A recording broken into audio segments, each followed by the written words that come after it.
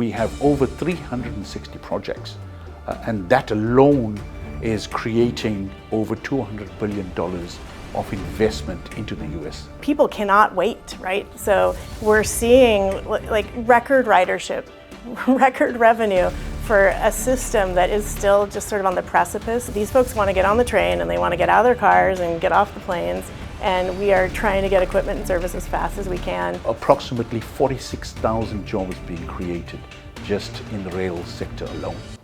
There's sub-tier suppliers which range from 200 to 300 sub-tier suppliers across the country. The infrastructure bill really wanted us to do a few things, like make the stations a little better, make the infrastructure a little better, get new equipment and service, and all of that makes it a lot more reliable. America made a promise and said, we're gonna start investing at a level that could transform America's passenger rail system, and we're gonna do that in your community.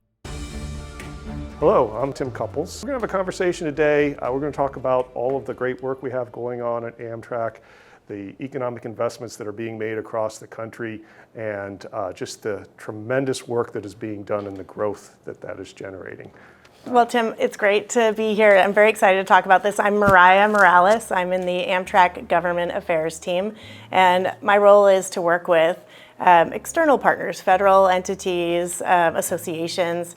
There are a lot of people, believe it or not, who really care a lot about all these investments we're making. Some of those are our suppliers, some of those are our local mayors, all sorts of folks. And so my job is to try and interact with them and get them great information. My name is Kavesh Iyer. I'm the Chief Procurement Officer and Vice President at Amtrak. I have the role and stewardship of managing our taxpayers' money in a very efficient and effective manner, but essentially driving the economy in terms of investment in the US manufacturing market, looking at fleet investments, fleet procurements, upgrades to stations, as well as rail infrastructure. Why is this investment so important to our nation's economy? Well, that's a great question. As you know, the US, especially the rail infrastructure over the last few decades, has been aging. So there is a high priority from an industrial strategy perspective to make sure that we can invest and renew our infrastructure in the rail industry. That has actually a multiplier effect. One of that being job creation, creating localized manufacturing across the US, but also more importantly, looking at how do we also create jobs in the US. In 2026, we have over 360 projects, and that alone is creating over $200 billion of investment into the US economy. We also have investment across the board, starting with new fleet infrastructure, upgrading our stations, as well as our bridges and tunnels.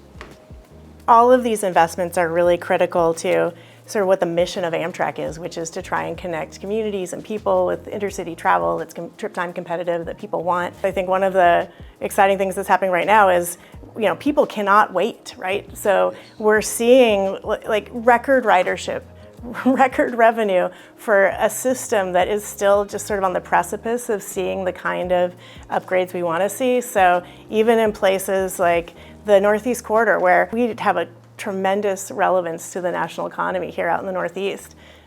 These folks want to get on the train and they want to get out of their cars and get off the planes, and we are trying to get equipment and service as fast as we can to make this critical corridor that the US owns really be all that it can be moving forward. So it's very exciting.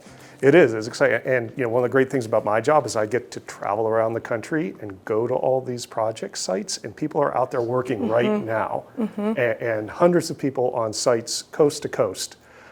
It's not just about the Northeast Corridor. I was out in Seattle. We have a large maintenance facilities for support of our new Airo program out there. It just really is tremendous to see all these people going to work to deliver this economic investment, which brings up another question that I wanted to ask you guys about. How does this investment support the American worker and the American business? Yeah, I think you bring up a good point. Mentioning the new facility out on the West Coast. that reminds everybody of the expanse of the current Amtrak network. We serve over 500 cities, starting from our own employees. The better we equip them to deliver great service, the better we can do as America's passenger system at making sure that our employees are happy, our customers are happy. And then above that, as we're investing in new fleets, new facilities, we've seen a number of expansions over the last couple of years, which has been really exciting. Those aspects of our service are really underpinned by this regrowth in the business community and all of the supplier sectors that have to be, part of rolling stock components, tracks and ties, ballast. All of these elements are coming from all these places across the country. So it's a tremendous number of people, right? Tremendous number. How many companies are involved in all this? It's amazing the breadth and scope of the companies that are involved in this. For instance, just purely on actual fleet manufacturing, we have manufacturing facilities on the West Coast, upstate New York, North Carolina, and that's just only on the original equipment manufacturers. They have their sub-tier suppliers, which range from 200 to 300 sub-tier suppliers across the country, which in effect are creating jobs. Their updated study showed approximately 46,000 jobs being created just in the rail sector alone. Also importantly, from a construction perspective, we have massive projects underway, massive bridges, tunnels, multi-year programs that, Tim, you are involved in. And what I love about this is you are seeing this and we are seeing it as tangible, real evidence where the country is expanding. We have new fleet, we have new bridges. It's an incredible investment in this country, but more importantly, it's an investment that our ridership deserves. It takes a tremendous amount of coordination and talent and dedicated people across Amtrak, our partners in the consulting and construction management industries, to be able to deliver these projects. And anytime you're out working on the infrastructure that people are using to either commute to work or to go see their family, there's bound to be some kind of service impacts, but we are doing wonderful things, innovative approaches to minimize those impacts.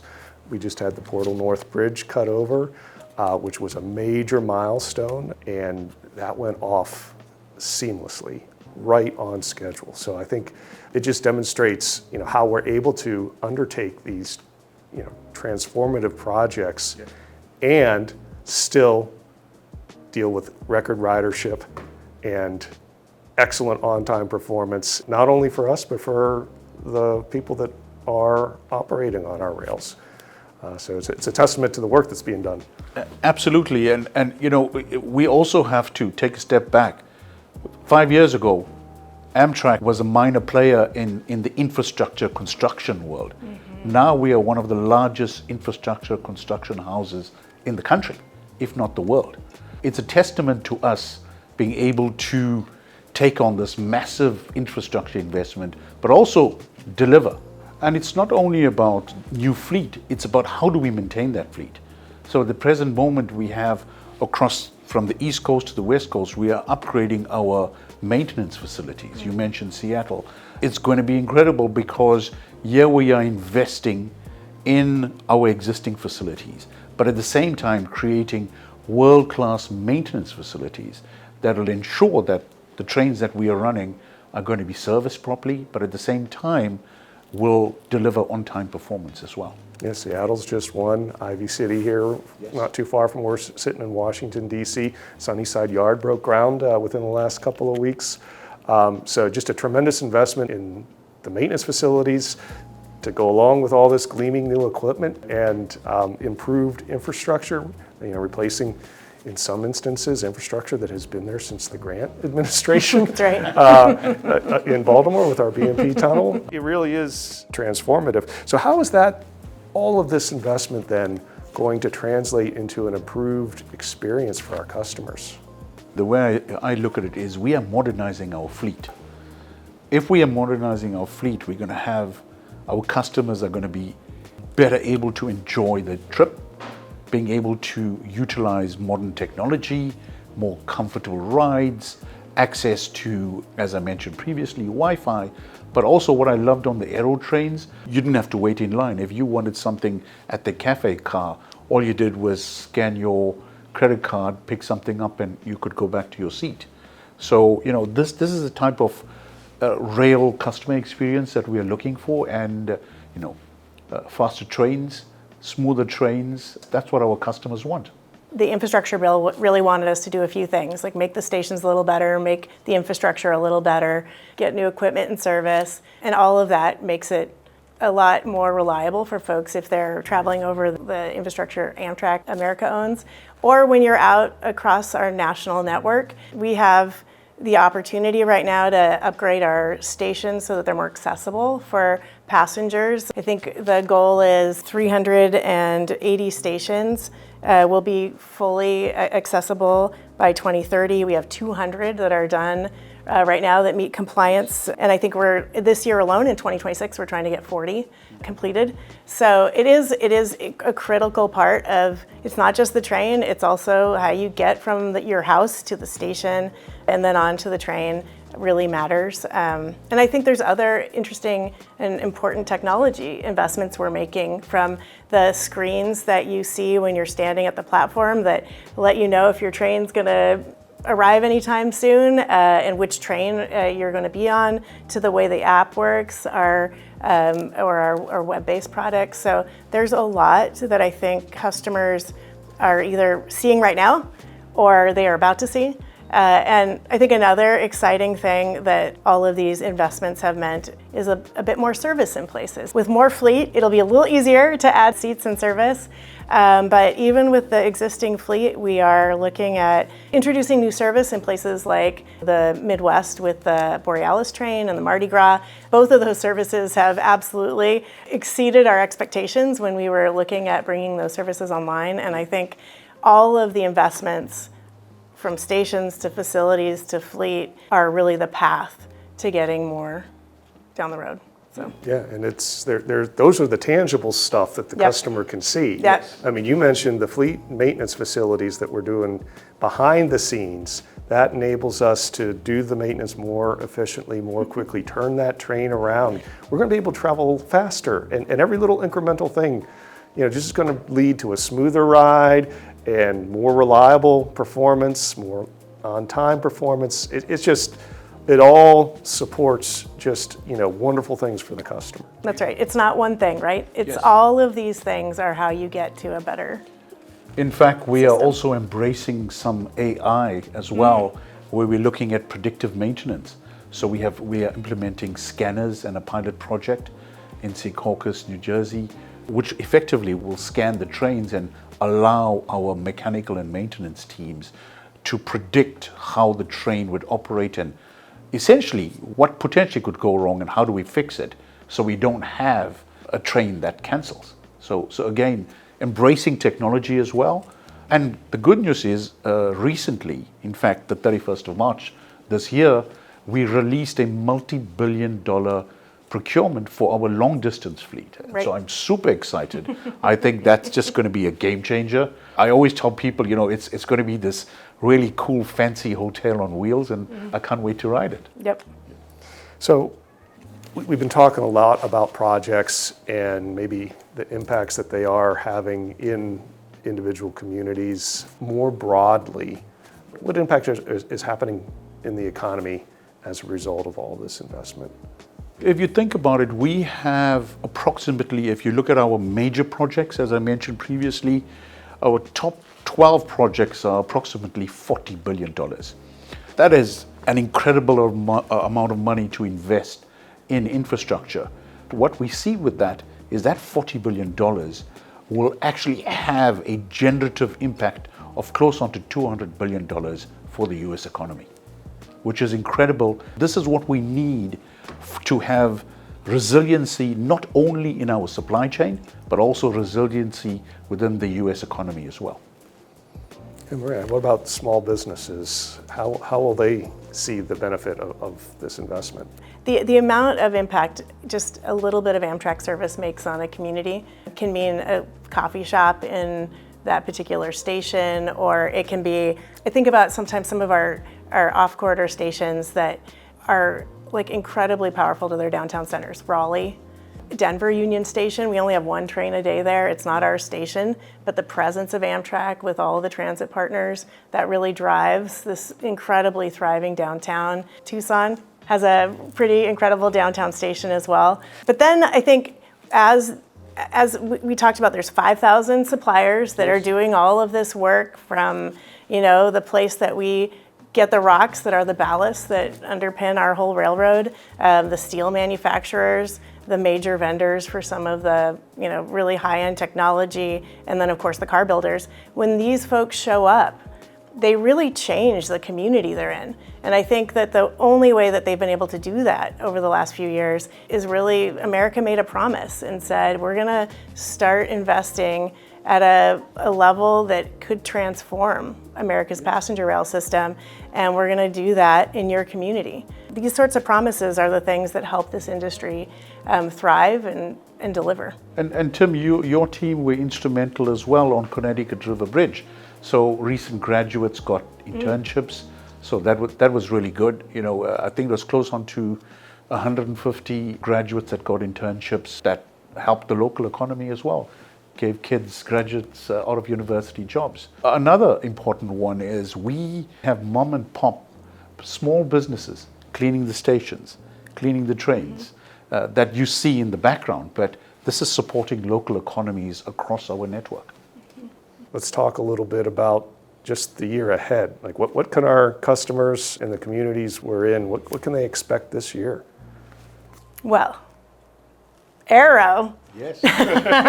We have new trains coming to the Pacific Northwest, and then out here in the Northeast Corridor after that, Acela, next-gen Acela trains are coming online.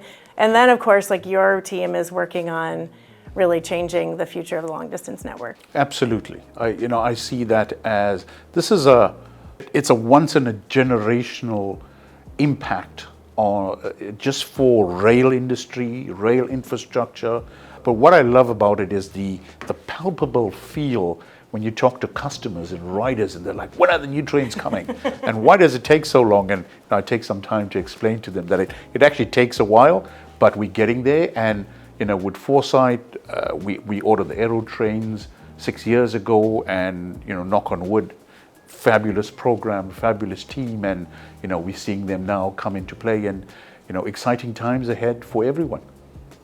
Yeah, I think there's a lot of physical improvements that they're going to experience as well, from the ADA station improvements that you were talking about coming online in Baltimore, New Carrollton, Philadelphia, the restoration of 30th Street Station, Penn transformation, that is going to be work that continues. Progressive P3 here in Washington, in our first progressive design build project to begin to improve the customer experience in Washington Union Station. So there's a lot of really cool things that are coming online in the next year. This federal investment that we've been entrusted with, we are putting it to work right now, and it's having real impact and benefits to the customers we serve and the communities that we work and live and operate in. Today, we're modernizing our infrastructure, we're streamlining our operations, we're supporting American jobs, American manufacturing. It just really is an exciting time, and we're delivering for the American people. That's right. We're just getting started. Absolutely.